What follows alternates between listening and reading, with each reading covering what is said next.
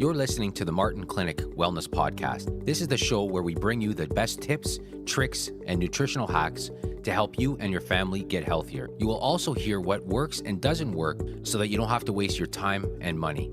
All right, let's get started. Hey, we want to thank you for joining us. My name is Dr. Tony Martin Jr., the Martin Clinic, and I'm here with my dad, Dr. Tony Martin Sr., also of the Martin Clinic. And this week on podcast episode 99, which just happens to be the, in my opinion, the best hockey player of all time, Wayne Gretzky.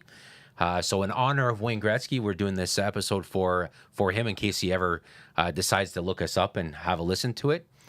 But we want to talk about, it's funny, right? A couple weeks ago, the American Heart Association, they probably haven't been in the news for a while, so they decide to come out and say that coconut oil is bad for you. Yeah. Coconut oil is the devil because it's high in saturated fat. And, of course, saturated fat raises cholesterol. And, cholesterol is the boogeyman. And you don't want to have high cholesterol. So, you better stay away from coconut oil, even though the studies weren't on coconut oil, which is funny. Yeah. Right? So the American Heart Association comes out and goes after coconut oil, even though the studies they're talking about weren't on coconut oil. All things being equal. Anyways, it's so frustrating. And again, remember, this is the same organization that put their health heart check on sugary cereals and would tell you that an avocado is bad for you, right? Yeah. So, take that. The heart on the box is you eat this stuff, you're going to get a heart attack. Yeah, take it with a grain of salt. We've joked about that before. That we always want to thank the American Heart Association for putting their heart check onto something, because that usually means if you eat this, you're going to get a heart attack. But anyways, so again, all this boils down to the whole cholesterol boogeyman. Now, in our newsletter that we put out, we on this specifically, we put an image of the donations to the American Heart Association. And, you look at a company like AstraZeneca, who, last year gave them, 2016, gave them, I think, $12 million. And in 2017 is committed to $15 million. And of course, AstraZeneca, is the maker of Crestor, which is a statin drug.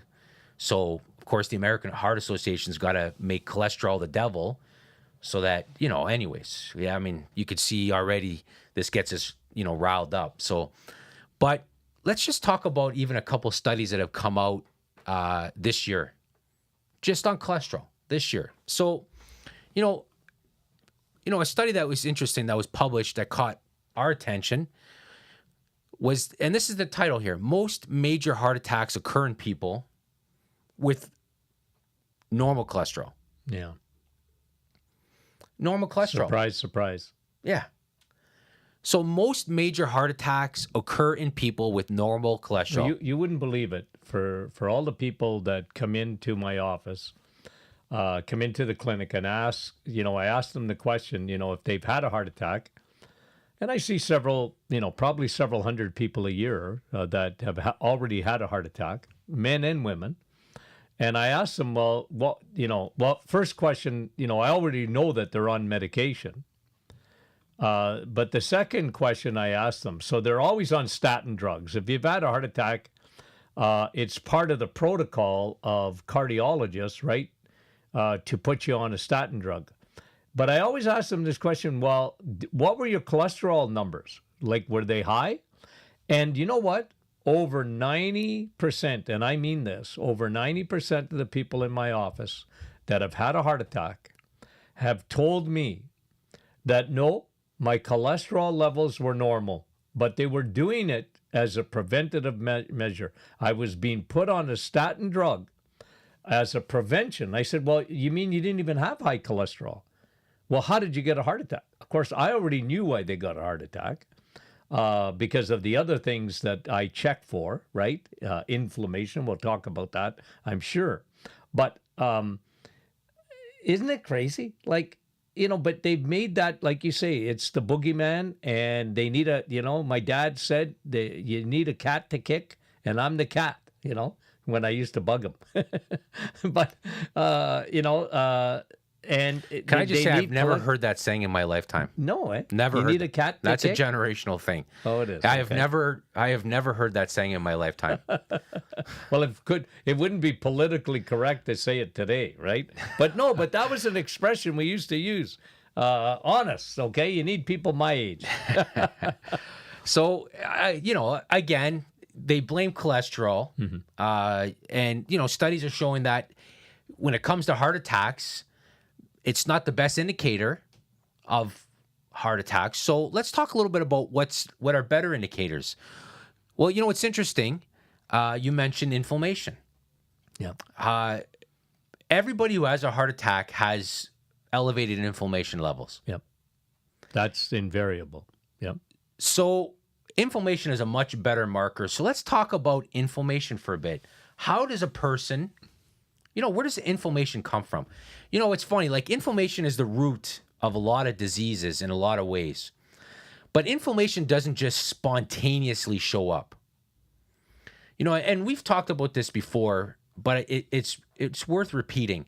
Inflammation you can find inflammation in all disease. You can find inflammation in, pretty much everything that ails a human. Yeah. From joint pain to disease. Yeah. But where does that inflammation come from? It doesn't just show up on its own.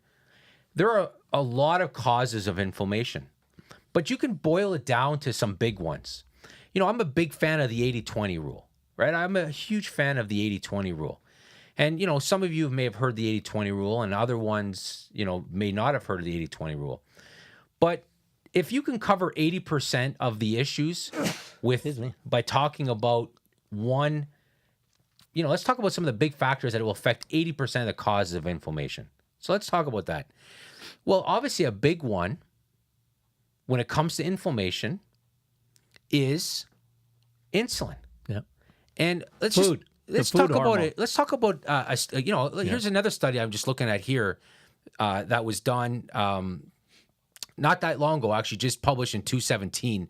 And they found, again, an association between fasting insulin and high sensitivity C-reactive protein. Yeah. So again, C-reactive protein is just a measurement of inflammation. And they found, the conclusion was higher level of fasting insulin is positively associated with high risk C-reactive protein. So again, inflammation, which is found in disease, joint pain, heart attacks, diabetes, is caused. All autoimmune diseases. Oh, yeah, absolutely. So if a person is insulin resistant, they're at a much higher risk for inflammation. Yeah. So again, let's go back one step. You have heart disease, go back one step, you have inflammation. Let's go back one step, you have insulin. As for a lot of people, and Dr. Kraft studied this a lot. He basically said that anybody with any kind of heart, high blood pressure, any kind is basically any metabolic syndrome symptom. It's just at all, undiagnosed right? diabetes. Yeah. It's insulin that causes it. Yeah. That causes it all, right? Yeah. So again, you have heart disease. You go back one layer, you peel one layer, and you got inflammation. You peel that layer back, and you got high insulin. So again, now we find ourselves on episode 99 talking about insulin, just like we have on pretty much 99 of our other podcasts. Well, if we didn't, we're doing a disservice. Yeah, we're missing the boat. So again, we're food people. We do clinical nutrition. Hopefully, we're going to talk about food, which is the most important medicine you'll take every day, right? And that's what's good about this, in a sense, is that we're bringing it always back to food and what you can do from a practical standpoint, rather than just talking about drugs. So, but let's just come at this from a little bit of a different angle, just for this aspect here. So again, we talk about insulin. Now, a lot of times people ask us, how do you know if you're insulin resistant? And the funny thing is, a lot of people just assume that, well, only somebody with obesity has insulin resistance, and that's not true. In fact, a study that was actually published again 2017 found that obesity only predicts about 15% of insulin resistance. So 85% of the time, obesity is not a great indication. Yeah. Most people that are obese have a form of insulin resistance, but just because they're not obese doesn't mean they don't have You insulin can be resistance. very unhealthy and be tiny. Very unhealthy. Well, and we like to we've used this example before, is that you can get insulin resistance in anywhere, in a sense. It could show up so differently for so many different people. So if only 15% of the people can predict it via obesity, 85% of the people out there walking around basically have insulin resistance and they're not obese. So they wouldn't even think that they have an issue. Yeah. And they're creating a lot of inflammation, which is a silent killer, right? also, a lot of the times, and this is something else that's interesting, so you can have a person that's not obese, and you can also have a person that has normal blood sugar levels. Because we hear this a lot. Well, I'm not overweight, and my blood sugar levels are good, therefore I must not have insulin resistance. And that's not true again. It's not true. Insulin resistance, or problems with insulin, the inability to metabolize carbohydrates precedes blood sugar issues by years or even decades for some people. Yeah. So you can be normal weight and have normal blood sugar levels and still have insulin resistance. Insulin resistance is tough to just by going on obesity or blood sugar levels. Yeah. So there are a lot of people that have, insulin resistance really is a silent killer for a lot of people, except that it is giving your body clues. Yeah. We just came out with our latest program, Serial Killers Revisited, which, people are getting tremendous results on already. And, we talk about all the different ways that insulin resistance can pop up, right? We talked about this on previous podcasts, even as simple as skin tags, Yeah. even as simple as carpal tunnel syndrome, sore Achilles tendon, joint pain, prostate problems, eczema, psoriasis. I mean, these are all different indications that a person can have insulin resistance, and they may have normal blood sugar levels, and they may not even have a weight issue, but they're still insulin resistance, which means their inflammation levels are higher, which means they're at risk for heart disease, which is why when they go and they have a heart attack, they have normal cholesterol, they could be normal weight, their blood sugar levels could be good, and all along they had that silent killer, which is insulin resistance. Yeah. So again, the American Heart Association, they pin it on the devil, cholesterol, avoid saturated fat, which again, I can't tell you how many studies have shown that there's no correlation between saturated fat intake and heart disease. It's the old lie, right? So they're coming out saying these things. People are, it's a red herring. People are worried about coconut oil all of a sudden. They're worried again. I thought it was good for you. It is good for you. It's loaded with MCT. It's a mid-chain fatty acid. It's so good for you. However, they scare you away. The real problem, the real issue is the real silent killer, which is insulin resistance. So again, you may sit in there saying, my blood sugar levels are good. I went to my doctor. He had them checked. I'm normal weight. I'm not at risk. That's not true. Which is why I believe that heart disease is still the number one killer, because of all the silent peel the layers away problem that is not being addressed. Yeah. And that's the problem. Yeah. And the other one, we didn't mention it, but when you think of it, a lot of people have what they call a stress-induced heart attack. Physiologically, what's happened? Cortisol.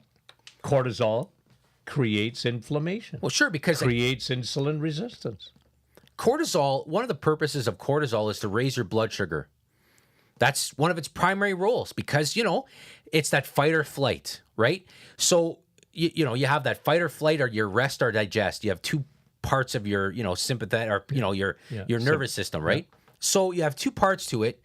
That fight or flight, your body gets ready to fight or flight. And in order to do both, you need energy. So your body has to give you a lot of energy very quickly. So one of the functions of cortisol is to rapidly raise your blood sugar levels.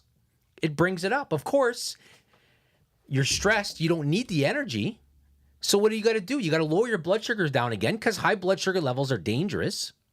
So you secrete a bunch of insulin. Cortisol can trigger insulin. But again, at the end of the day, the problem is insulin resistance. But the cause is different. Yeah. And that's what we try to talk about a lot. Yeah. There's a lot of different causes of insulin resistance. If somebody is high stressed, they have to deal with that.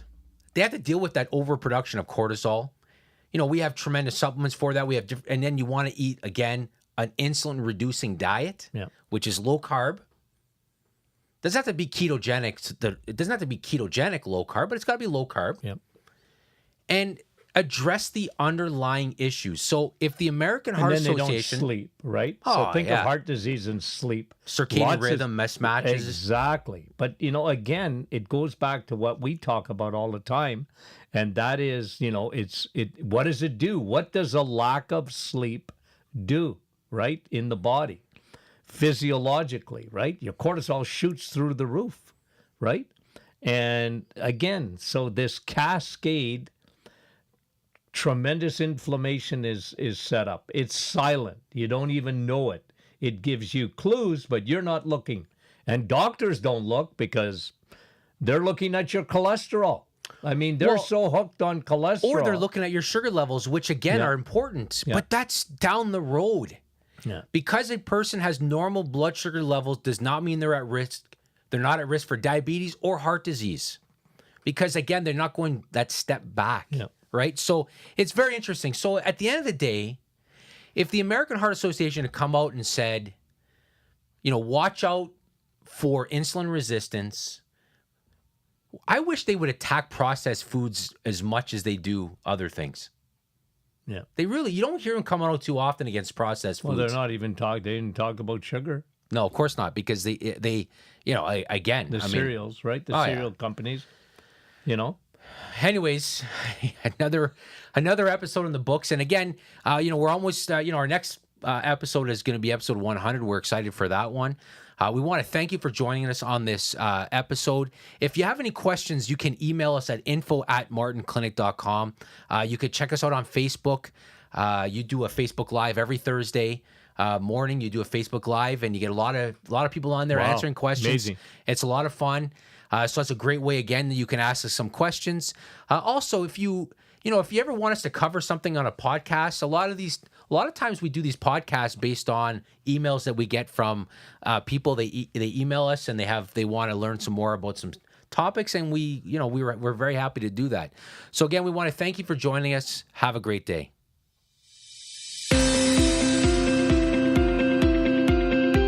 You've been listening to the Martin Clinic Wellness Podcast, brought to you by martinclinic.com. We are truly thankful that you took the time out of your busy day to listen. Talk soon.